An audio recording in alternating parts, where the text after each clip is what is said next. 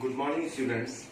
आज की क्लास को स्टार्ट करने के पहले मैं एक बार फिर से आप लोगों से अपील कर रहा हूं कि चाणक्य कॉलेज ऑफ एजुकेशन के द्वारा जो ई लर्निंग की क्लासेस चलाई जा रही हैं, आप सभी उस ई लर्निंग की क्लास को यूट्यूब चैनल के माध्यम से ज्वाइन कीजिए और अपने जो भी फ्रेंड हो जो आपके साथ चाणक्य कॉलेज ऑफ एजुकेशन में पढ़ाई करते हो उन तक भी इस चैनल को पहुंचाइए और उनसे सब्सक्राइब करवाइए ताकि वे लोग भी इस चैनल के माध्यम से ई लर्निंग का क्लास ज्वाइन करें और अपने बाधित पढ़ाई को इस महामारी के समय में पूर्ण करने का प्रयास करें। आइए हम लोग अब क्लास की तरफ बढ़ते हैं। आज की क्लास में हम लोग बीएड फर्स्ट ईयर और डीएलएड फर्स्ट ईयर दोनों को कंबाइंड रूप में देखेंगे। इसके अंतर्गत हम लोग पेपर पढ़ेंगे ईपीसी 3 और डीएलएड का पेपर F12। लास्ट क्लास में मैंने बताया था कि दोनों ही पेपर दोनों क्लास में लगभग मिलता जुलता है, इस कारण से दोनों क्लास को मैंने कंबाइंड कर दिया है। इसमें यूनिट फर्स्ट में हम लोग देख रहे थे, लास्ट क्लास में हम लोगों ने देखा था कि कॉन्सेप्ट ऑफ आईसीटी और लिंब ऑफ आईसीटी, ये दोनों हम लोग लास्ट क्लास में देख चुके थे।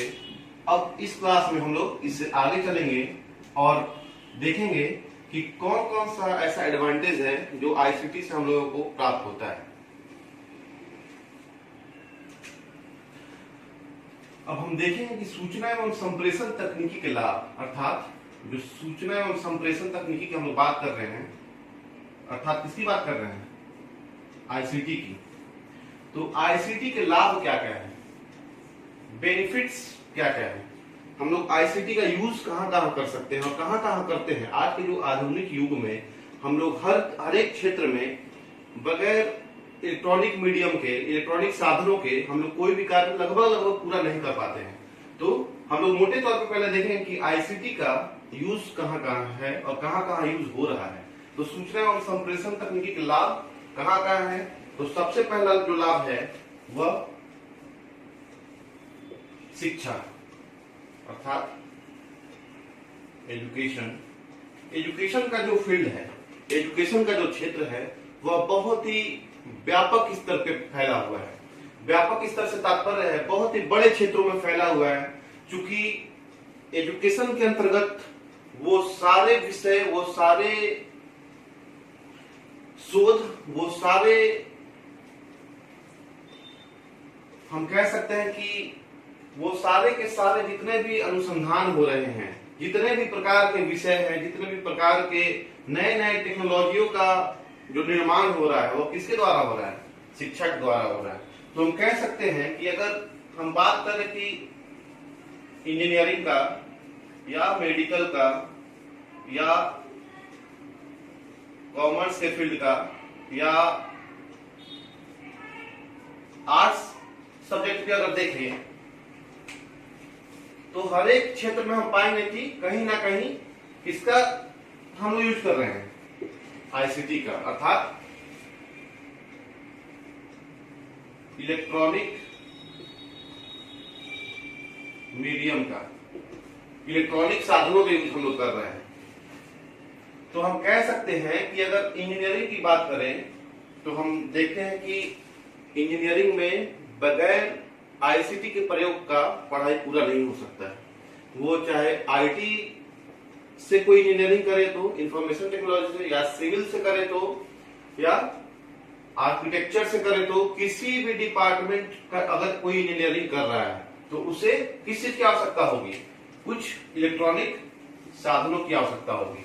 और वो इलेक्ट्रॉनिक साधन कौन कौन से हैं? जैसे Android mobile, laptop, internet, printer वगैरह वगैरह, उसमें सारी चीज आ जाएंगे। तो इंजीनियरिंग में भी हम लोग किसका यूज करेंगे? आईसीटी का।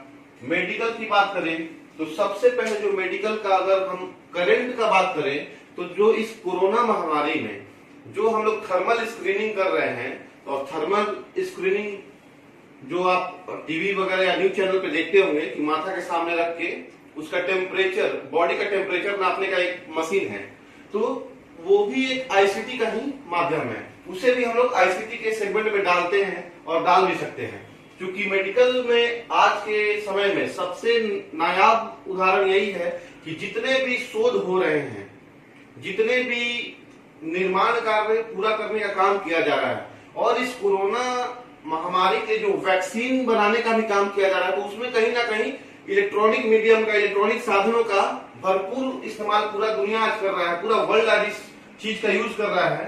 तो मेडिकल की बात करें तो सबसे पहले अभी का ही नया जो करंट हम लोग देख रहे हैं वह है कोरोना महामारी से लड़ने के लिए जो भी इलेक्ट्रॉनिक साधनों का यूज हो रहा है वो सब आईसीटी के माध्यम से हो रहा है। तो मेडिकल में हम लोग उसका यूज कर सकते हैं। अब दूसरे एग्जांपल की तरफ अगर हम आते हैं, जैसे अगर मान लीजिए कि हम लोग आर्ट्स के स्टूडेंट हैं या कॉमर्स बैकग्राउंड के स्टूडेंट हैं, या हम लोगों ने इंजीनियरिंग की पढ़ाई की हो जहां बायोलॉजिकल टर्म्स और मेडिकल टर्म्स से कोई रिश्ता नाता नहीं हो। अगर अभी के समय में हम चाहें यह देखना कि एक मनुष्य का बाईपास सर्जरी कैसे होता है, तो वह यूट्यूब के माध्यम से एकदम आसानी से उसका 3D इमेज हम लोग देख सकते हैं कि कैसे एक मनुष्य का हार्ट का ऑपरेशन होता है या बाईपास सर्जरी किया जाता है। तो कहीं ना कहीं आईसीटी वहां भी यूजफुल है मेडिकल के क्षेत्र में। अगर कॉमर्स की बात करें तो यहाँ पे क्या होता है, बिजनेस का काम किया जाता है, व्यापार का काम किया जाता है। तो कॉमर्स की बात करें तो वहां भी गणितीय कामों को करने के लिए कंप्यूटर्स, इंटरनेट, प्रिंटर, या हम लोग देखते हैं जो अभी हम लोग जो भी मॉल वगैरह में जाते हैं तो वहां पे क्या होता है, बिलिंग करने के लिए एक रिमोट का यूज होता है। तो उस रिमोट को भी हम लोग कहाँ डालेंगे, आईसीटी का वो हिस्सा है। तो व्यापार को स्टैंडर्ड बनाने में, व्यापार को बहुत ही परिपूर्ण बनाने में कहीं ना कहीं आईसीटी का महत्वपूर्ण योगदान है। उसके बाद अगर हम बात करें आर्ट्स सब्जेक्ट की, तो आर्ट्स में कौन कौन सा सब्जेक्ट होता है, हिस्ट्री, सिविक्स, जियोग्राफी, इकोनॉमिक्स वगैरह। अगर हम बात करें और ये सोचें कि आर्ट्स सब्जेक्ट ऐसा है जिसमें आईसीटी का यूज हम लोग नहीं कर सकते, तो ये गलत है। आर्ट्स सब्जेक्ट को भी इतिहास, भूगोल, नागरिक, अर्थशास्त्र के सब्जेक्ट में भी हम लोग आईसीटी का भरपूर उपयोग कर सकते हैं। और इसके उपयोग हम लोग इस प्रकार से भी कर सकते हैं कि जैसे अगर हिस्ट्री की बात हम करें तो जो भी डाटा है पहले क्या हुआ है, इतिहास क्या है, उसको हम लोग कंप्यूटर के माध्यम से सर्च कर सकते हैं कि इतिहास क्या रहा है किसी भी चीज का। अगर बात सिविक्स की करें तो पूरे दुनिया का नागरिक शास्त्र हम लोग पढ़ सकते हैं कि किस देश में क्या राजनीति शास्त्र है, किस देश में कौन सा राजनीति शास्त्र है। अगर बात ज्योग्राफी की करें तो पूरे दुनिया का खोज खबर हम लोग ले सकते हैं कि कहाँ पे किस प्रकार का वातावरण है, कहाँ पे पर्यावरण का क्या दुर्दशा है, कहाँ पे कौन सा कार्य हो रहा है पर्यावरण के क्षेत्र में, वो सब हम लोग कंप्यूटर और इंटरनेट के माध्यम से देख सकते हैं। तो यहाँ पे आईसीटी का वो भी हिस्सा है। और इस जो बेनिफिट्स ऑफ आईसीटी है, इसमें हम लोग कह सकते हैं कि यूज ऑफ कंप्यूटर, कि हम लोग कंप्यूटर का कहां यूज कर सकते हैं, उसको भी हम लोग इसी आईसीटी को इस क्वेश्चन में भी कन्वर्ट कर सकते हैं। उसके बाद हम लोग आते हैं व्यापार पे, जो कि शिक्षा पहला था और व्यापार दूसरा। व्यापार जो कि बिजनेस रिलेटेड है। व्यापार क्या है, तो व्यापार किसी वस्तु का आदान प्रदान करने का, कुछ मूल्यों को लेकर किसी भी मूल्य को प्राप्त करके किसी वस्तु का आदान प्रदान करने का तरीका ही व्यापार कहलाता है।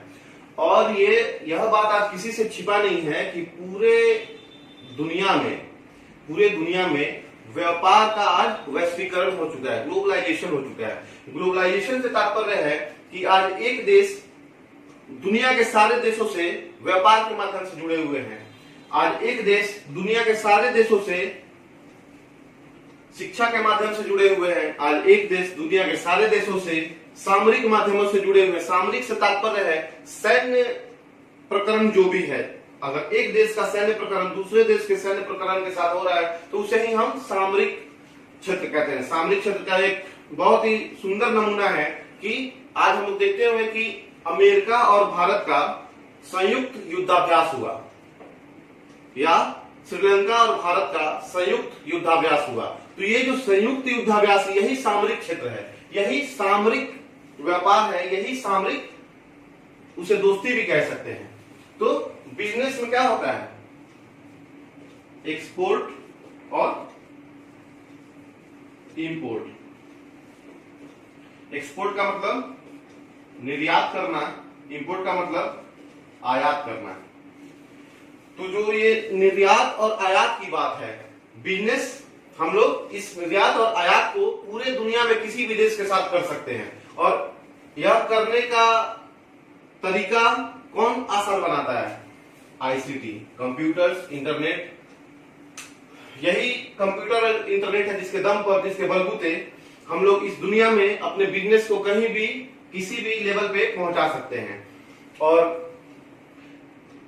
इस लिंक से हट के मैं एक चीज बता रहा हूं जो इस एक्सपोर्ट और इंपोर्ट के बारे में है।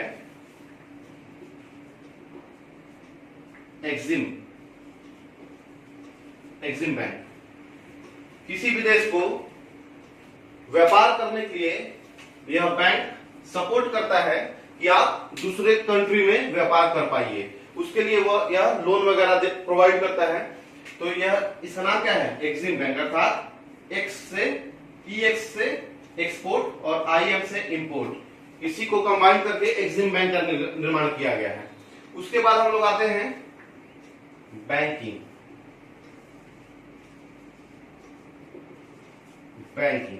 बैंकिंग क्या है? तो banking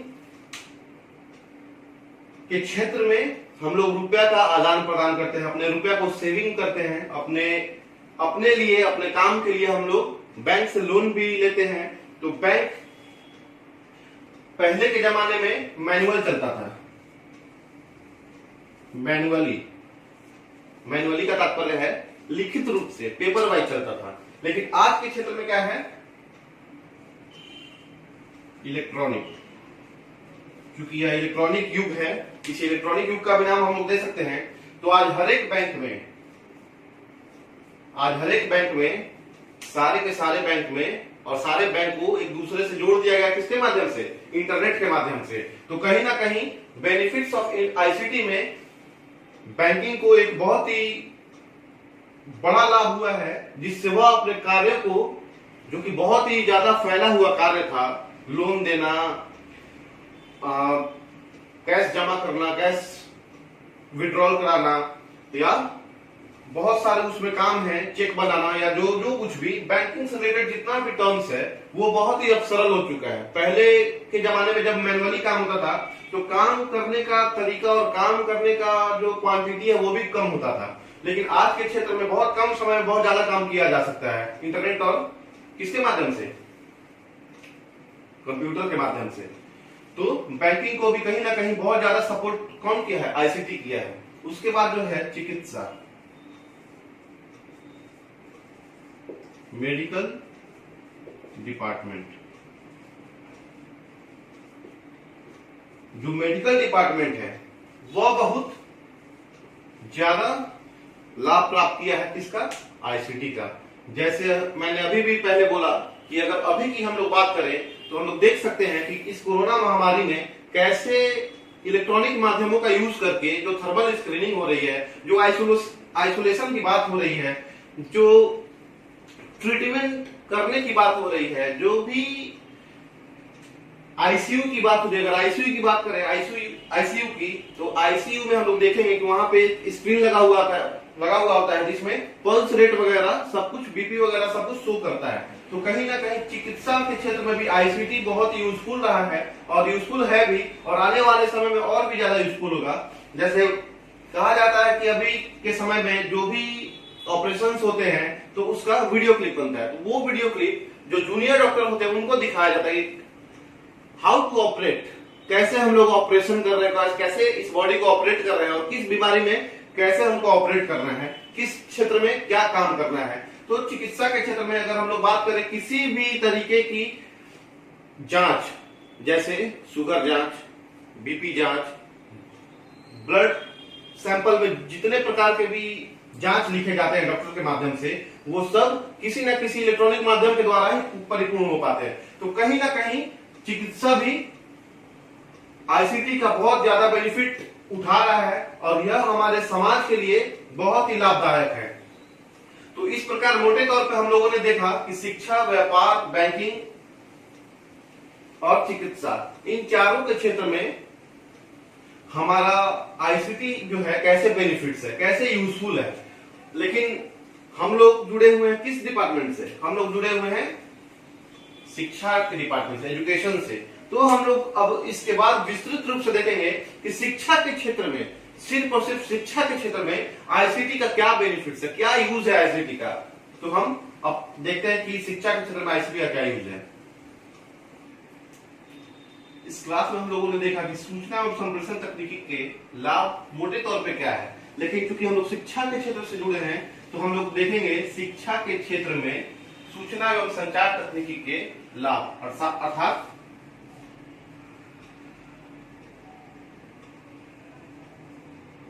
benefits of ICT in field of education। Next class में हम लोग इसी को डिस्कस करेंगे कि क्या क्या बेनिफिट्स है आईसीटी का, किसके क्षेत्र में, शिक्षा के क्षेत्र में, एजुकेशन के क्षेत्र में आईसीटी का क्या यूज है, क्या महत्व है, इसको हम लोग देखेंगे। Thank you.